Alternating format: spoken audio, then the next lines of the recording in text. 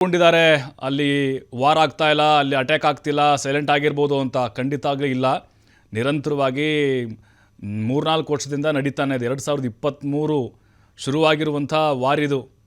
ನೋಡಿ, ಈಗ ರಷ್ಯಾದ ಮಾಸ್ಕೋ ಮೇಲೆ ಉಕ್ರೇನ್ ಸಾವಿರಾರು ಡ್ರೋನ್ಗಳನ್ನು ಹಾರಿಬಿಟ್ಟಿದೆ, ದಾಳಿ ಮಾಡಿಬಿಟ್ಟಿದೆ. ಒಬ್ಬ ಭಾರತೀಯ ಕಾರ್ಮಿಕ ಸಾವನ್ನಪ್ಪಿದ್ದಾನೆ, 3 ಗಾಯಗಳಾಗಿದೆ. ಎಲ್ಲರೂ ಗಂಭೀರವಾಗಿ ಗಾಯಗೊಂಡಿದ್ದಾರೆ. ಸಾವಿರಾರು ಡ್ರೋನ್ಗಳನ್ನು ರಷ್ಯಾ ಈಗಾಗಲೇ ಹೊಡೆದುರುಳಿಸಿದೆ. ಆದರೂ ಜನವಸತಿ ಪ್ರದೇಶಗಳ ಮೇಲೆ ಕೆಲವು ಡ್ರೋನ್ಗಳು ಬಿದ್ದಿದ್ದಾವೆ. ಖಿಮ್ಕಿ ಮತ್ತು ಮೈತಿಶ್ಚಿ ನಗರಗಳ ವಸತಿ ಪ್ರದೇಶದ ಮೇಲೆ ಅಟ್ಯಾಕ್ ಆಗಿದೆ. ಮೃತರ ಕುಟುಂಬಕ್ಕೆ ಭಾರತೀಯ ರಾಯಭಾರ ಕಚೇರಿ ಸಂತಾಪ ಸೂಚಿಸಿದೆ.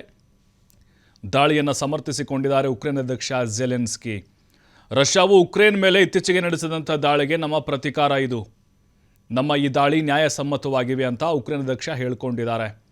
ಅಂದರೆ ಈ ಮೂಲಕ ಉಕ್ರೇನ್ ಮಣಿತಾ ಇಲ್ಲ. ಎಲ್ಲರೂ ಅಂದ್ಕೊಂಡ್ಬಿಟ್ಟಿದ್ರೆ ಉಕ್ರೇನ್ ಸಣ್ಣ ರಾಷ್ಟ್ರ, ಪುಟಿನ್ ಹೊಡೆದಾಕ್ಬಿಡ್ತಾರೆ, ಸರೆಂಡರ್ ಆಗಿಬಿಡ್ತಾರೆ, ಉಕ್ರೇನನ್ನು ತಮ್ಮೋಶ ಮಾಡ್ಕೊಂಡ್ಬಿಡುತ್ತೆ ರಷ್ಯಾ ಅಂತ ಎಲ್ಲರೂ ಅಂದ್ಕೊಂಡಿದ್ರು. ಆದರೆ ನೋಡಿ, ನಾವು ಸೋತಿದ್ದೇವೆ ಹೊರತು ಸತ್ತಿಲ್ಲ ಅಂಥೇಳಿ ಪ್ರೂವ್ ಮಾಡಿದೆ ಈಗ ಉಕ್ರೇನ್. ಮತ್ತೆ ಬಿಟ್ಕೊಡ್ತಾ ಇಲ್ಲ ಉಕ್ರೇನ್ ಅವರು. ಯಾಕಂತ ಹೇಳಿದ್ರೆ ಸೋತು ಬಿಟ್ಟರೆ ಕಂಪ್ಲೀಟಾಗಿ ರಷ್ಯಾವು ಕೂಡ ಎಲ್ಲ ಬಾಯಿ ಬಡಿದು ಹಾಕೊಳ್ಳುತ್ತೆ ಅಂತ ಗೊತ್ತು ಝೆಲೆನ್ಸ್ಕಿಗೆ. ಹಾಗಾಗಿ ಎಷ್ಟು ಹೋರಾಟ ಸಾಧ್ಯ ಆಗುತ್ತೋ ನಿರಂತರವಾಗಿ ಆ ಯುದ್ಧ ಕಣದಲ್ಲಿ ಹೋರಾಟವನ್ನು ಮಾಡ್ತಾ ಇದೆ ಉಕ್ರೇನಲ್ಲಿ. ನೋಡಿ, ಏಕಕಾಲಕ್ಕೆ ಸಾವಿರಾರು ಡ್ರೋನ್ಗಳನ್ನು ಹಾರಿಬಿಟ್ಟಿದ್ದಾರೆ ಅಂತ ಹೇಳಿದ್ರೆ ನಿಜಕ್ಕೂ ಅವರು ಈಗ ಯಾವುದೇ ಕ್ಷಣದಲ್ಲಿ ಅವರು ಅಟ್ಯಾಕ್ ಮಾಡಿದ್ರು ಕೂಡ ಪ್ರತೀಕಾರವನ್ನು ತೀರಿಸಿಕೊಳ್ತಾನೆ ಇದ್ದಾರೆ.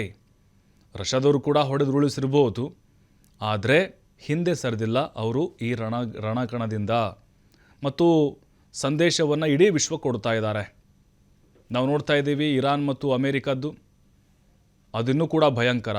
ಆದರೆ ಈಗ ಉಕ್ರೇನ್ ರಷ್ಯಾದ ಮಾಸ್ಕೋವನ್ನು ಗುರಿಯಾಗಿಸಿಕೊಂಡು ಈ ದೊಡ್ಡ ಮಟ್ಟದ ದಾಳಿ ಮಾಡಿದೆ.